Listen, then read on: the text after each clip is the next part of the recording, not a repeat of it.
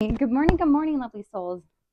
I'm sorry I've been away and my inconsistency in my videos lately. I've been decompressing from the move that I was just in, or just gone through, and I needed to do some integrating of some life lessons and energetic frequency. It just happens. So sometimes I take little breaks, as I wouldn't be able to show up for my best self in my videos. However, that doesn't justify the fact that the videos are inconsistent. So I'm not dismissing that. And I want to thank you for your patience and for all that you guys do and to show me love and support. And I appreciate you all very much. So to get into the video today, this is going to be the first part of a 5-part series. And we are talking about leading with love, the framework and the roots intersecting aspects of love, and how it's much more powerful. And this all stemmed from a video that I watched, which I will add right here. You can watch it. Bring your brain to the date. Bring your brain to the date. Bring your brain to the relationship. Bring your brain to the courtship. Bring strategy. Bring plan. Bring patience. Bring these things to the relationship. Your heart should be the last thing that gets involved, but unfortunately for you, you have been letting your heart be the first thing to get involved. You giving people access to your heart simply because he gave you a compliment. You look good, boo. Simply because he gave you an empty promise. I'm gonna be here for you, boo. Simply because he has love bombed you, squeezing that 6 months of dating into 6 weeks. You say it's safe. Go ahead, heart. Go play around.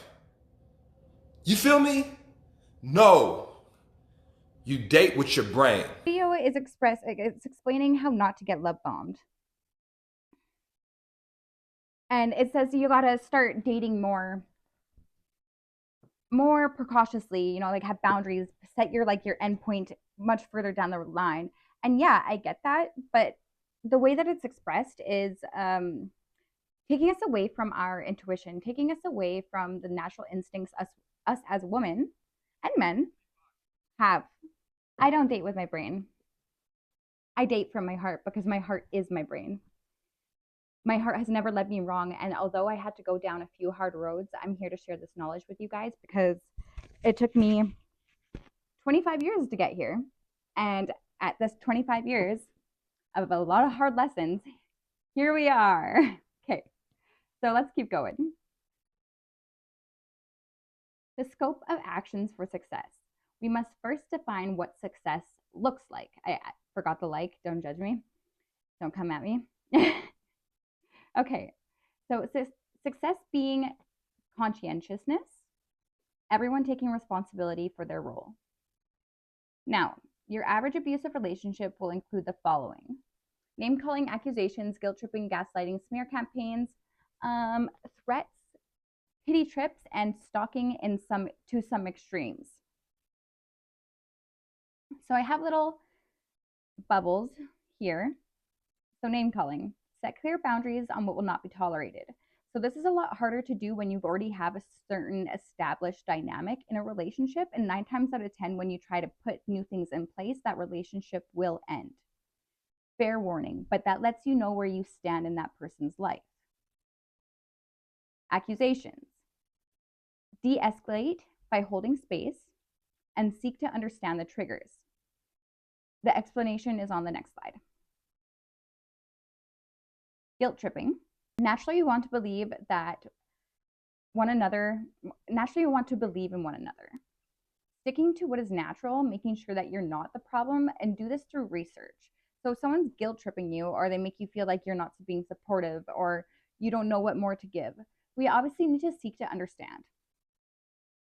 We need to ask questions, figure out which behaviors make their self-regulation start to go out of its homeostasis. So we want to restore homeostasis. We want to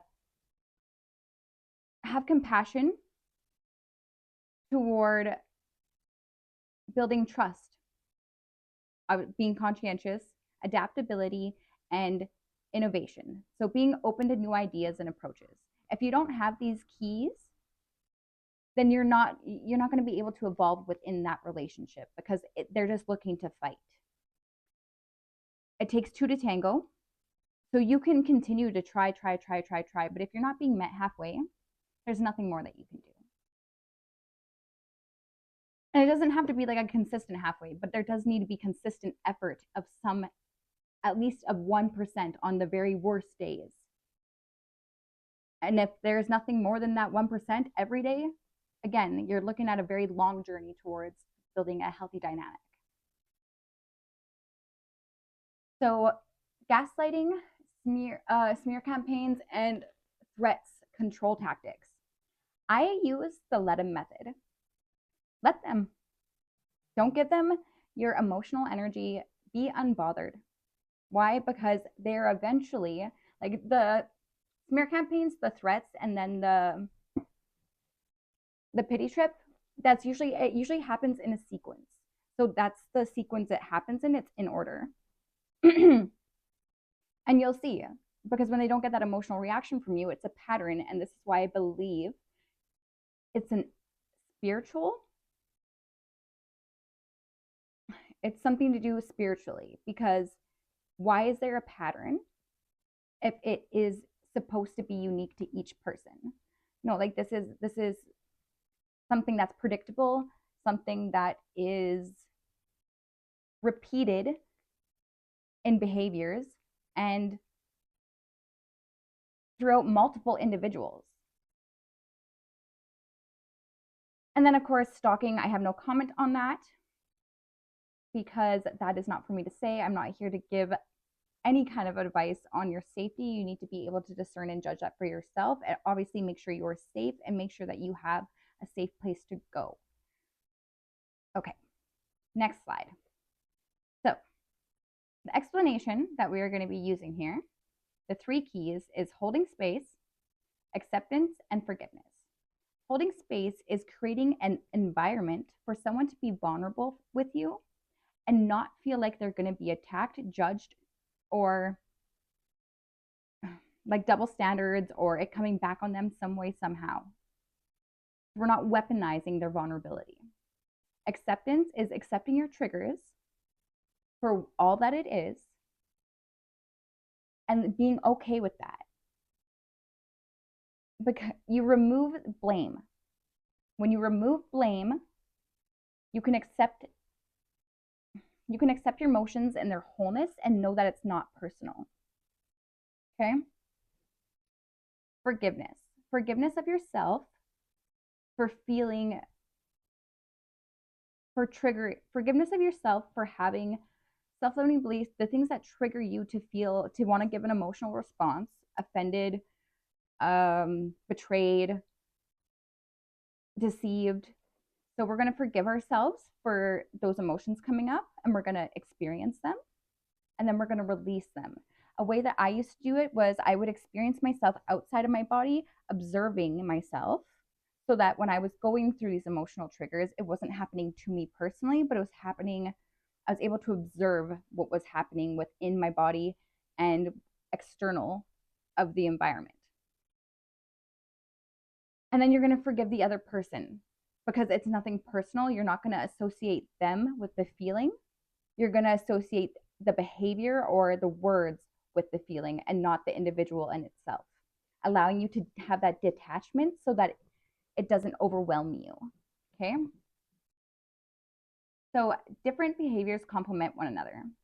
So we're going to go with some root causes here. Lying, wanting attention, recognition, validation, reassurance, and rejection. So how it manifests and presents in reality. Fear of judgment, anger, projection, lack of self-acceptance. Of course, there's more, a little bit more than just these, but this is kind of, if someone's lying to me because they're in fear of judgment, I'm going to have a completely different reaction as if they had a lack of self-acceptance. I'm still going to be compassionate and kind, but lack of self-acceptance is more intentional than fear of judgment.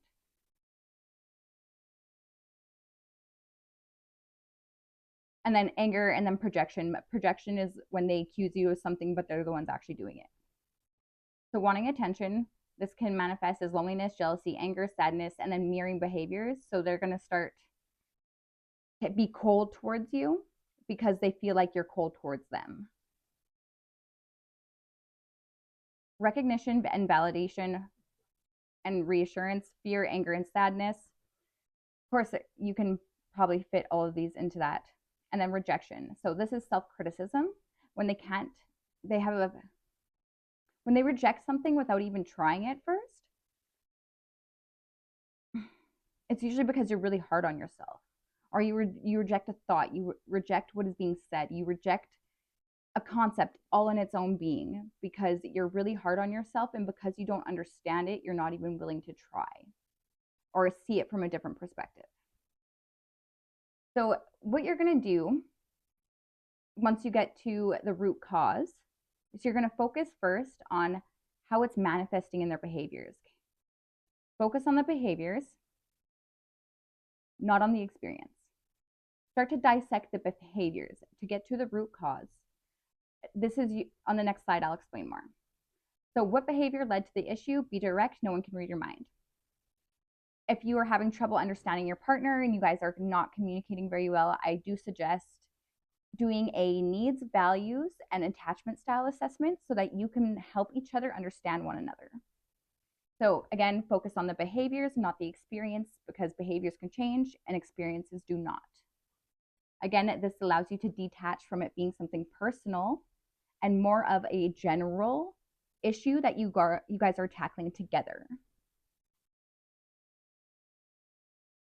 I'm going to ask you a few questions here, and then I'm going to have some self-limiting beliefs and usually the root where it all comes from. So processing the method to the madness. You need to ask yourself, how do I benefit from being with this person in a undesirable situation? This is a hard truth to face. Figure this out on your own for yourself, and then let your partner show you theirs. Don't assume. And if you're looking for something, you're going to miss it every time. Never look for a pattern. Let it reveal itself. Okay? And the motto is, you are what you do, not what you say you're going to do. To uncover your deep-rooted traumas, you're going to look at your self-limiting beliefs. And what defines a self-limiting belief is anything you haven't tried once in a pleasant environment, and you've already decided that you don't like it. So this is either going to be due to a self-limiting belief or a superiority complex. It will be what's in between you and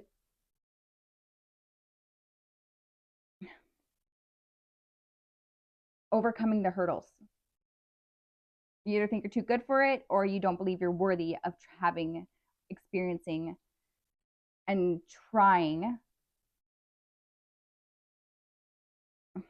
experiencing as a beginner to learn new skills.